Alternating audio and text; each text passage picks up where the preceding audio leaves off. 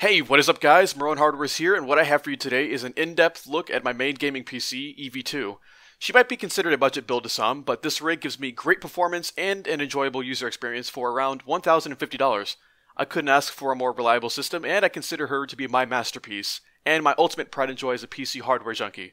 So without further ado, let's roll the intro and dive right into the video.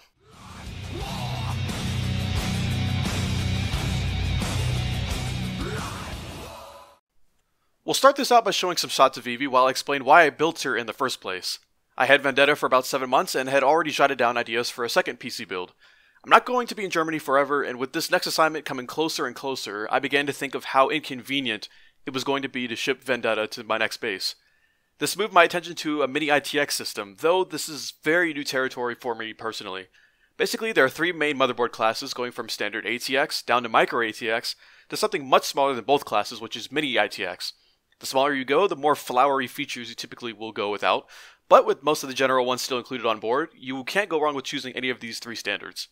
One thing that I'm pretty much always nervous about when it comes to building a PC is thermals, but Silverstone's well-designed lineup of Mini-ITX PC cases are cleverly laid out, and from my experience, the components inside don't reach an excessive temperature at all, even with only fans for the CPU heatsink and the graphics card.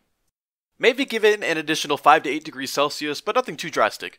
Seeing GPU temperatures hover around 70 degrees and CPU temps around 60 to 64 degrees on each core during strenuous tests and long gameplay periods, with recording software going on in the background, I was pleasantly surprised at how well the system maintained its thermals. Good on you, Silverstone. The building process wasn't that difficult to work with at all, especially with the layout of the Silverstone Raven RVZ02B case. What I found pretty cool was that the GPU had its own compartment, with a PCIe extension card that allowed for some added flexibility and ultimately better airflow. From the motherboard, you would screw the extension card in the normal PCIe slot, which would put the slot higher up so that it would reach the GPU compartment, which also allowed the graphics card to have its fans facing out of the dust filters. It kept the GPU and system temps pretty cool, despite mostly being passively cooled. Pretty nice design choice here. And while on the subject of graphics cards, Evie is outfitted with Zotac's own GTX 1070 Amp Edition card, which was thankfully provided to me by my girlfriend after our 1-year anniversary. Yeah, I know. That was going to be a huge chunk of Evie's budget, but luckily she came through with the goods in time to make Evie the Queen of Mini-ITX PCs, in my opinion. Thank you, baby. I love you so much. Very quickly, I'll now run down the rest of the parts for you guys. For the motherboard, obviously I needed to find one that fit in the Raven's slim form factor, so I went with Gigabyte's Z97N Mini-ITX motherboard. With onboard Wi-Fi, excellent price, and a plethora of I/O ports, this will be a great focal point for the remaining components. Holding the true power of this build was my Intel Core i7-4790K unlocked processor, which is what I used for Vendetta initially. I saw no reason to do away with the CPU, and seeing how it is still a very respectable 4th generation Intel chip, it fit well with the LGA 1150 socket on the motherboard. The PSU needed to, once again, fit inside the case, and I unconsciously stuck with Silverstone products when I went with the 600-watt SFX 80 Plus Gold power supply. The PSU in particular had a price premium of $120, but that's typically a given when it comes to Mini-ITX components. The extra costs usually ward off people from a build of this sort of form factor, but with the rest of the hardware I gathered for cheap, it helped with the sort of common situation. Great deals make for a better PC when it's all said and done, honestly, and that's exactly what I got here.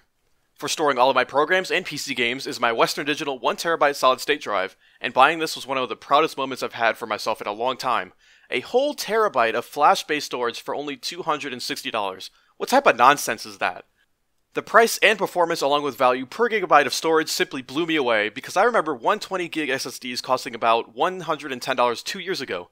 The price drop and increased capacity we're seeing with solid state storage is incredible, but I digress. Needless to say, Windows, games, and programs were seamless and snappy, which is more than I can say for the faithful though much slower mechanical hard drive. Speed and smooth operation is only the icing on the cake for this build. And now for the moment you've all been waiting for, gaming performance. For this test, I went with some of the most demanding on the GPU. The central focus here is to make sure thermals stay within reason while also pumping out more than excellent performance. Games like Battlefield 1, Far Cry Primal, and Doom are what I will be pushing Evie to her limits with. Let's see what she can do, and enjoy the footage.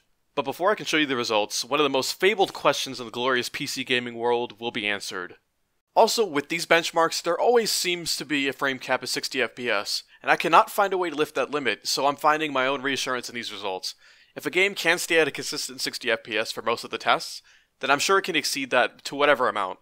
Since I'm running on a monitor with only a maximum refresh rate of 60Hz anyway, anything above 60 FPS wouldn't really show, which is another reason why the test shouldn't be disregarded as invalid. With that said, let's take a look at the results.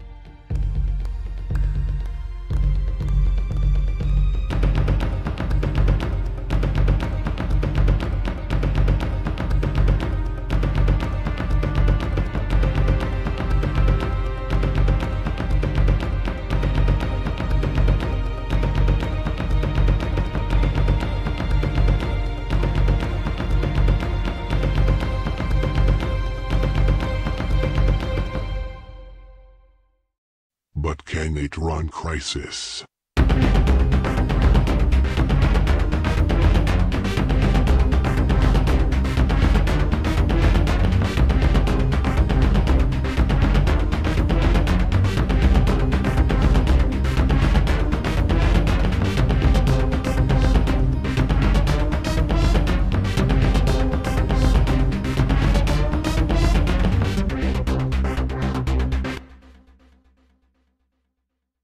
And there you have it. My latest creation proves to be a machine that's more than capable of delivering 60 plus frames per second on even the most modern AAA titles on ultra settings.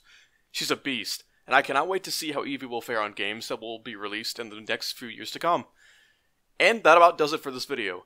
Thanks so much for watching and allowing me to share my main gaming rig specs and benchmarks with you. If you've enjoyed today's video, be sure to hit the like button real quick for me and also comment down below on your thoughts on Evie II. Please also consider subscribing as it would help me a great deal. Much love for that. Additionally, if you want to see where on Amazon I purchased all these parts that make up Evie, check out the links in the video description. Well, that's it for today. I'm Rowan Hardwares and have a wonderful Saturday. Peace!